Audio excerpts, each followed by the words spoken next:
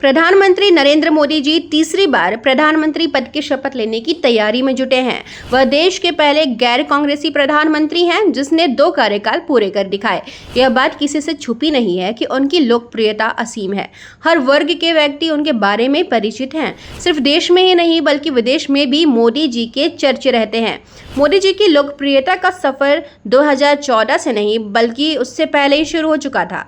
उनका जन्म दिनांक 17 सितंबर 1950 को गुजरात के वडनगर कस्बे में श्री दामोदर दास मूलचंद्र मोदी के घर में हुआ। उनके पिता रेलवे स्टेशन पर चाय बेचते थे और मोदी जी भी उनका हाथ बटाते थे।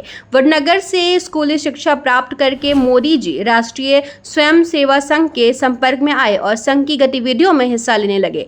18 वर्ष की आयु में उनका विवाह जशोदाबेन से हुआ, परंतु किन्हीं कारणों से दोनों अलग अलग रहने लगे और आज भी अलग है। कुछ सूत्र बताते हैं कि संघ को प्राथमिकता देने के लिए मोदी जी ने वैवाहिक जीवन से दूरी बनाना उचित समझा।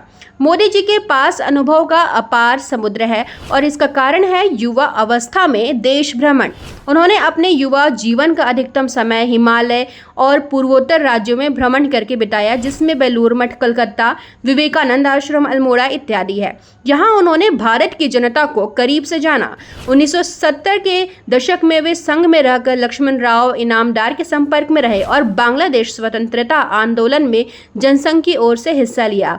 इस दौरान वो दिल्ली के तिहाड़ जेल में भी बंद थे। 1971 के भारत पाकिस्तान युद्ध के पश्चात मोदी जी ने आरएसएस प्रचारक का दायित्व संभाला। आपातकाल में भेष बदल के पुलिस को चकमा देने के किस्से काफी प्रचलित हैं। इस दौरान वे जॉर्ज फर्नांडिस एवं अन्य ट्रेड यूनियन के संपर्क में आए, जिसका जिक्र उन्होंने अपनी किताब संघर्ष मां गुजरात पुस्तक में भी किया है। 1978 में दिल्ली विश्वविद्यालय एवं 1983 से गुजरात विश्वविद्यालय से राजनीतिक शास्त्र स्नातक एवं परास्नातक की डिग्री प्राप्त कर मोदी जी ने राजनीति को अपना लिया।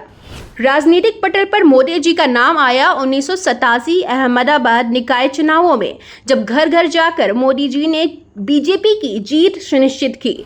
आडवाणी जी के राष्ट्रीय अध्यक्ष बनने के बाद मोदी जी को गुजरात बीजेपी के संगठन सचिव का दायित्व सौंपा गया, जिसे उन्होंने बखूबी निभाया। 90 के दशक के शुरुआत में कश्मीर घाटी में उग्रवाद चरम पर था और अलगाववादी समूह पाकिस्तान को बढ़ावा दे रहे थे। ऐसे में मोदी जी ने मुरली मनोहर जोशी की अध्यक्षता में आयोजित एकता यात्रा में भाग लिया और श्रीनगर के लाल चौक में ध्वजारोहण किया।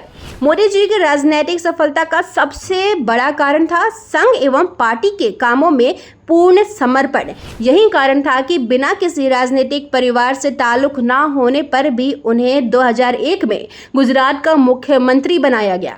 2002 में गुजरात में गोधरा दंगे हुए, जिसमें हजारों लोगों की जानें गई, जिसके लिए मोदी जी को दोषी माना गया। हालांकि कोर्ट ने उन्हें सभी आरोपों से बरी कर दिया, लेकिन इन दंगों को उनके राजनीतिक करियर का दाग माना जाता है।